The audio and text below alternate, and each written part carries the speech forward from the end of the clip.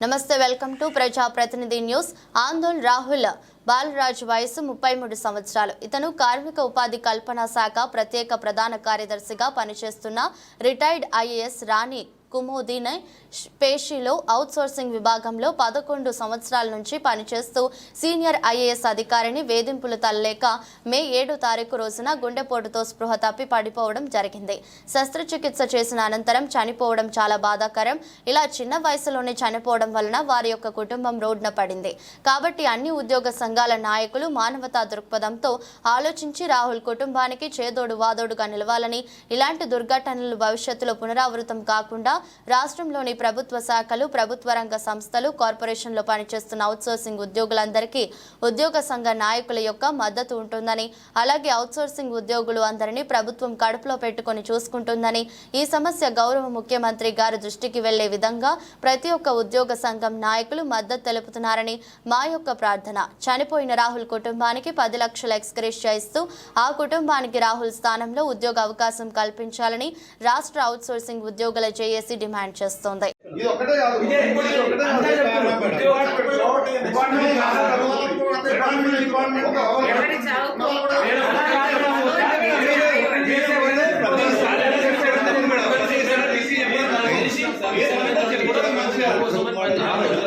మీరు చేసిన service madam నేను ఏమంటారు నిష్క్రమించడం బెటర్. మేము ఎట్లన్నా పైన కలుస్తాం. సీఎస్ గారిని 100% కాగితం ఇచ్చి కలుస్తాం. సీఎం కూడా కలుస్తాం.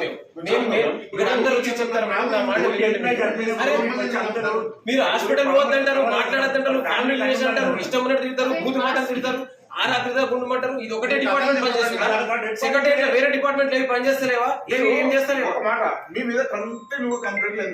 చెప్పుడు మేడం మీరు.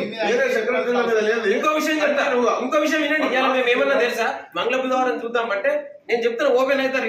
మీ డిపార్ట్మెంట్ వాళ్ళు ఏమన్నారంటే ఆ రోజు దాకా ఉండే విషయం కాదు, ఈ రోజు వచ్చి మాట్లాడండి అని అడిగిరు మమ్మల్ని. అందుకే మేము వచ్చినాం. అర్థమైందా మీకు? మీరు అట్లా అని చెప్పి డిపార్ట్మెంట్ వాళ్ళు ఏమైనా అటు ఇటు పొరపాటు అయిందంటే దానికి కూడా మళ్ళీ ఏటో ఉంటుంది కదా. 100% రిపోర్ట్ అవుతాడు. సీఎస్ ను కలుస్తాము, సీఎం వాళ్ళు కూడా మేము కలుస్తాం. సొల్యూషన్ మీరే ఎత్తుకోండి. అని మీరు మేడం మీరు సీనియర్ ఆఫీసర్, మీరు ఎట్లా ఉండాలి, సెక్రటరీ ఎట్లా, మిమ్మల్ని చాలా ఏళ్ళ నుంచి చూస్తున్నాం మేము. నాకు అర్థం కాదు. పని తీసుకునే విధానం ఉంటది, చెప్పే తరీకా ఉంటది, ఏది పడుతుంది మేము కూడా చాలా మందిని చూసినాం ఆఫీసర్లను. గైడ్ చేయాలి. మీకు చెప్పాల్సిన అవసరం రాకూడదు. లేడీస్ దాన్ని అర్థం చేసుకోండి. ఒకవేళ మీరు ఏం సొల్యూషన్ ఎత్తుకుంటారో మీరే ఎత్తుకోండి. మేము ఇంకా ప్రెషర్ కూడా పెట్టాము. కానీ ఒకటి ఇయర్ అండ్ ఆఫ్టర్ ఒక్క చిన్న కంప్లైంట్ వచ్చిన మాది ఇట్లా ఉండదు. ఇంకా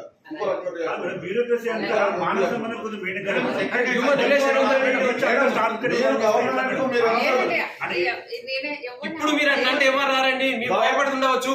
ఆ భయపడే ఇన్ని రోజులు దాకా చెప్పలేదు. నేను ఇప్పుడు అడిగిన వాళ్ళకు ఇన్ని రోజుల నుంచి మీరు ఎందుకు బయటకు రాలేదని అడిగితే వాళ్ళు ఆ భయంకి అట్లా ఆగిరండి. అక్కడ బయట డోర్ బయట చెప్తున్నారు. మీకు అర్థమవుతుంది ఆ ప్రెషర్. మీరు మేము పోయిన తర్వాత మళ్ళీ క్లాస్ వీక్తారేమో లేకపోతే ఏం చేస్తారు మీరు. కాబట్టి మీరు దయచేసి ఇకనైనా మేడం మారండి ప్లీజ్. మనస్సాక్షిగా మారండి. మీరు మా తల్లి వయసు ఉన్నది, మీకు పని ఎట్లా తీసుకోవాలో చూడండి. దయచేసి మీరు తెలంగాణ ప్రజాపాలన కోసం ఏం చేస్తారో అదే చేయండి. దాటి చేయకండి. దీని పర్యవసనాలు మళ్ళీ మేము పైపోతాం, ఇక్కడ ఆగం. దయచేసి మీరు కొంచెం అర్థం చేసుకొని బిహేవ్ చేయండి. ఇంటున్నా మేడం, ఇది మా రిక్వెస్ట్. ఎందుకంటే ఒక ప్రాణం పోయింది. కారణం మీరేం చూపించే వాళ్ళు అందరూ ఉన్నారు. బయటకు వస్తే సంతకం అందరూ పెడతారు. చాలా బాధాకరం మేడం. అని ఆల్రెడీ హాస్పిటల్ ఉంటే కూడా మీరు ఫ్యామిలీ మెంబర్ కలవద్దు, రిలేషన్షిప్ మెయింటైన్ చేయొద్దు అనే స్థాయిలో ఉన్నారంటే సిక్ ఆఫ్ యువర్ మైండ్. మీకు ఎక్కడ లోపం ఉందో నాకు అర్థమవుతలేదు. ఈ స్టేజ్ లో ఉండి సర్వీస్ అయిన తర్వాత మీరు ఈ రోజైనా మీరు రియలైజ్ అయ్యి మీరు రేపటి నుంచి కరెక్ట్ ఉంటే మంచిది.